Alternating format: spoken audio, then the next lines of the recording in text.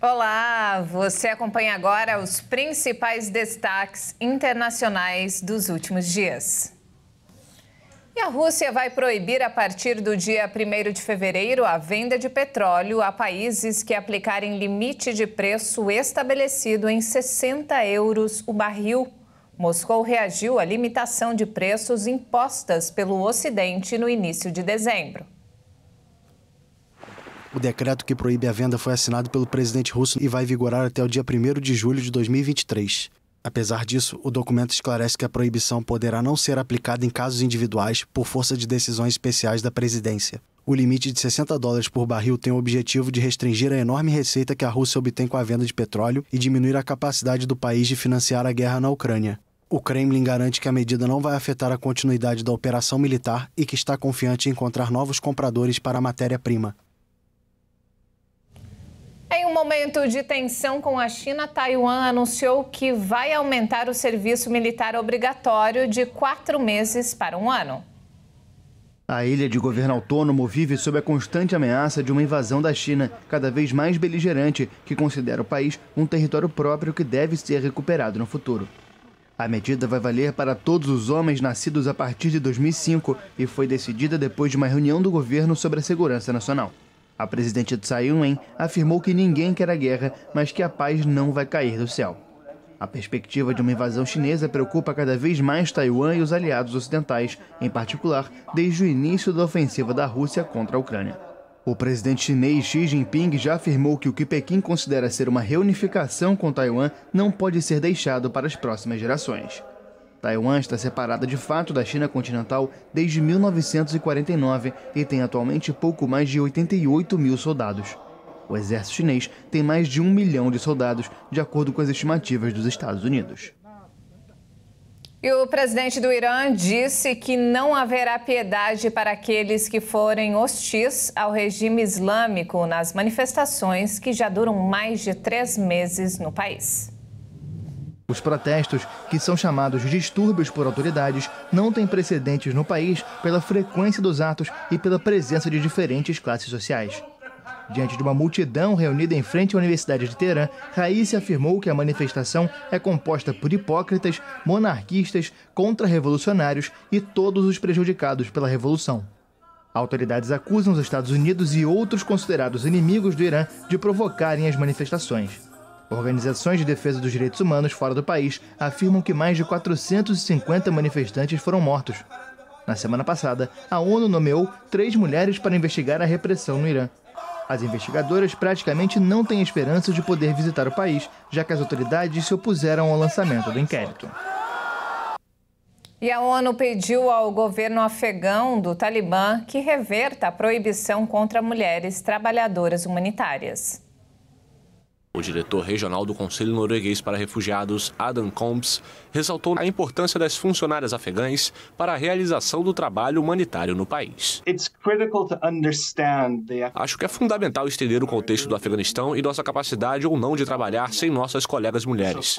Por isso, para nós, esta é uma questão de princípios e prática. Do lado dos princípios, é inaceitável que não tenhamos permissão para ter nossa equipe feminina. Do ponto de vista prático, não temos como chegar até os necessitados sem a ajuda das afegãs.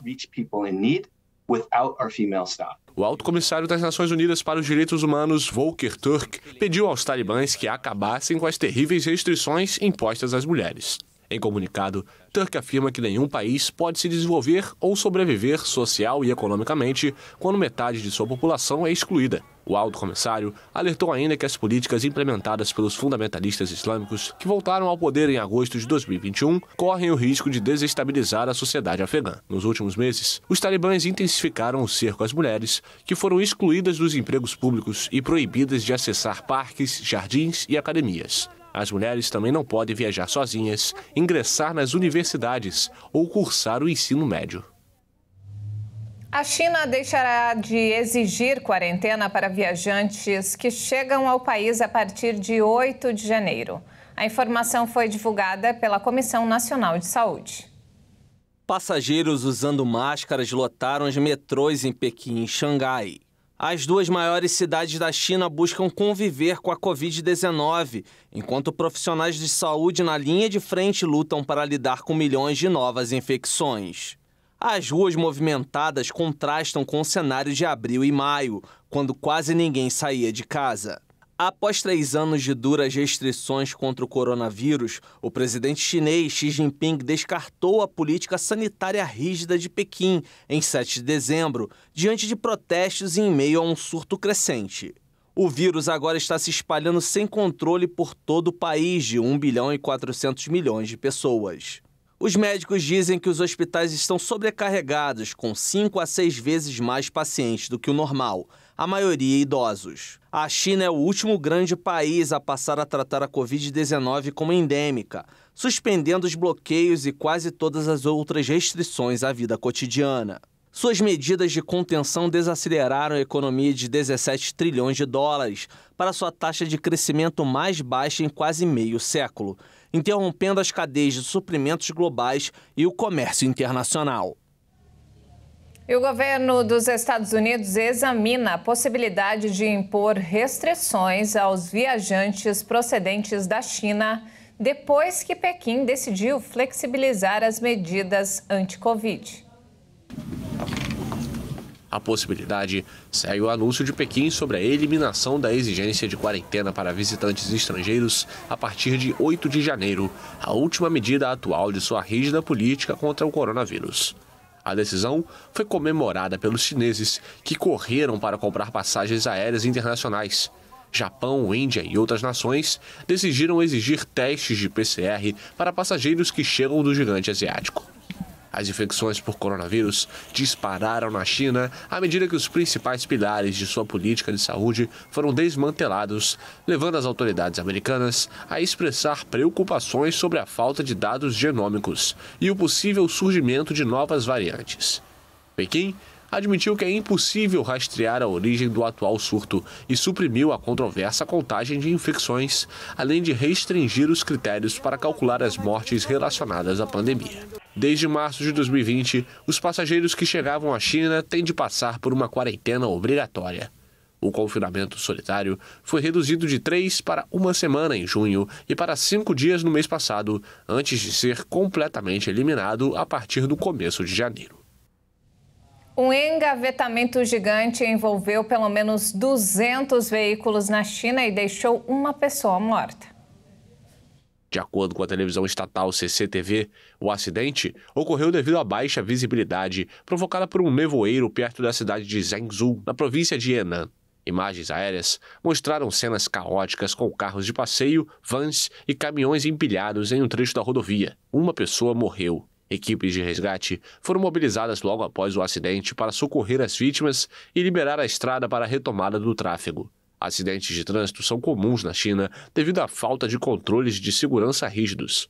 Em setembro, 27 passageiros morreram depois que um ônibus capotou em uma rodovia. O veículo transportava pacientes para instalações de quarentena contra a Covid na província de Guizhou. E olha só, o frio extremo que atinge os Estados Unidos deve dar uma trégua nos próximos dias. Considerada a pior tempestade de inverno do século no país, a nevasca já causou a morte de mais de 60 pessoas. O Serviço Nacional de Meteorologia informou que espera que as temperaturas se moderem no meio-oeste e no leste dos Estados Unidos nos próximos dias. Mas o serviço adverte que as condições de viagem continuam perigosas. A governadora de Nova York, Kathy Hochul, destacou que é cedo demais para dizer que acabou. A cidade de Buffalo foi considerada o epicentro da tempestade. As autoridades descrevem condições difíceis em Buffalo, com quedas de energia que duraram horas, pessoas mortas em veículos e sob bancos de neve e equipes de emergência passando de veículo em veículo em busca de sobreviventes. Com rajadas de neve, ventos com força de furacão e temperaturas abaixo de zero, a tempestade provocou o cancelamento de mais de 15 mil voos nos Estados Unidos nos últimos dias. Membros da Guarda Nacional e outros socorristas já resgataram centenas de pessoas de carros cobertos de neve e de casas sem energia elétrica. As autoridades afirmam que muitas continuam presas. A tempestade de inverno mais rigorosa em décadas nos Estados Unidos congelou um dos pontos turísticos mais visitados do país. O espelho d'água do Lincoln Memorial, em Washington, se transformou em uma pista de patinação.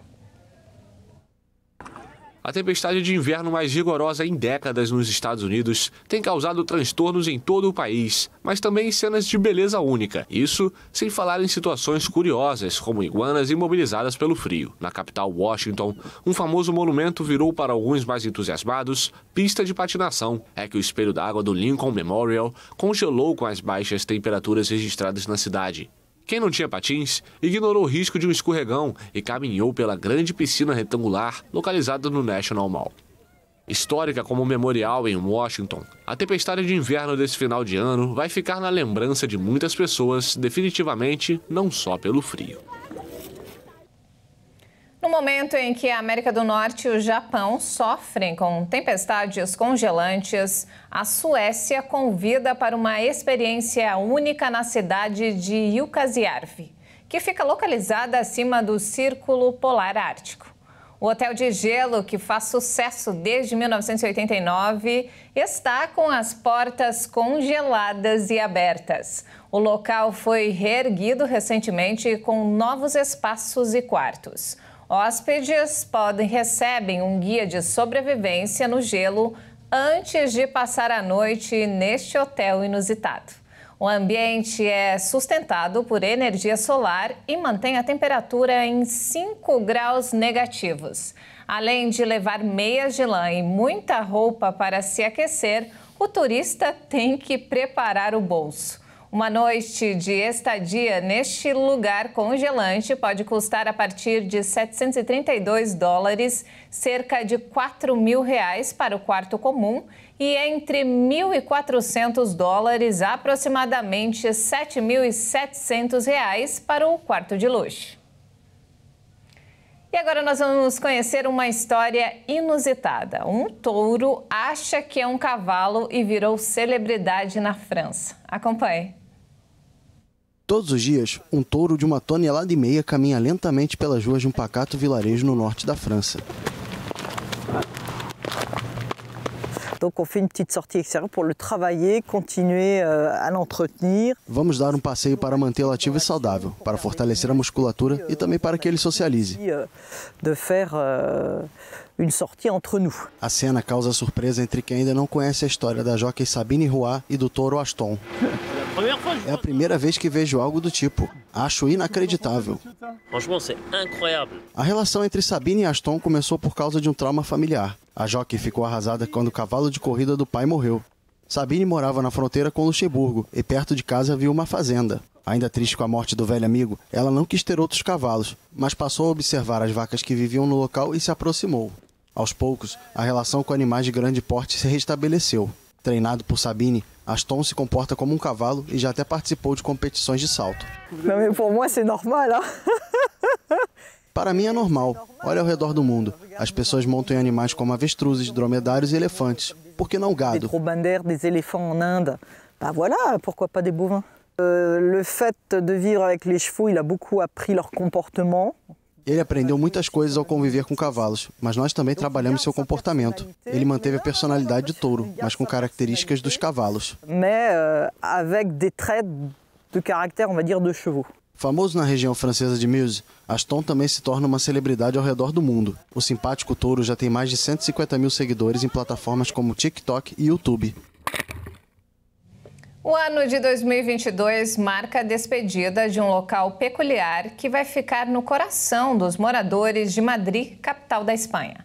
Depois de mais de 50 anos de atividade, o Hospital do Brinquedo está prestes a encerrar as atividades. De jaleco branco e usando uma ferramenta como bisturi, Antônio Martínez Rivas opera um carro de controle remoto. Mas essa é uma das últimas cirurgias realizadas por este espanhol de 70 anos. Depois de mais de meio século, o Hospital dos Brinquedos em Madrid está prestes a fechar as portas. Por um lado, fico triste por deixar o trabalho, mas também fico feliz porque vou me aposentar. Mas é claro que depois de tantos anos, há uma mistura de emoção e tristeza. Emoções e tristeza. A paixão pela profissão vem de casa. Nos anos 50, os pais de Antônio transformaram a oficina da família, que antes servia para fazer brinquedos, em um hospital para atender os pacientes inanimados. Antônio diz que começou a acompanhar o pai no trabalho quando tinha entre 10 e 12 anos, mas que não conseguiu encontrar sucessores para a atividade. Eu aprendi de meu pai. Eu aprendi com meu pai. A vocação vem sozinha, mas o brinquedo é um veneno. Uma vez que você mexe com ele, ele vai tomando conta de você. Pouco te vai cogiendo. O tema está em que isto não aprendes em uma academia. Tu puedes aprender. Isso é algo que não se aprende na faculdade. Estudando Belas Artes, você até pode aprender a consertar um boneco com a cara destroçada. Mas depois que chega um carro eletrônico, precisa aprender sobre eletricidade e eletrônica. Mas é que depois te vem um coche eletrônico. Tienes que saber eletricidade. Tem que saber eletrônica. Ao longo de mais de 5 décadas de profissão, Antônio diz ter recebido pedidos de países distantes como Argentina e Uruguai. Os clientes que aproveitam os últimos momentos do peculiar hospital não escondem o encantamento. Isto não tem preço, porque sobretudo juguetes antigos. É algo que nenhum dinheiro paga. Ele diz que não consegue colocar preço nos brinquedos antigos porque é um trabalho que leva horas e horas. Há de tudo na oficina e ele faz um trabalho meticuloso nos reparos. Achamos impressionante e vamos embora felizes. Hacer las reparaciones, bueno, nos ha parecido impresionante y nos vamos contentos.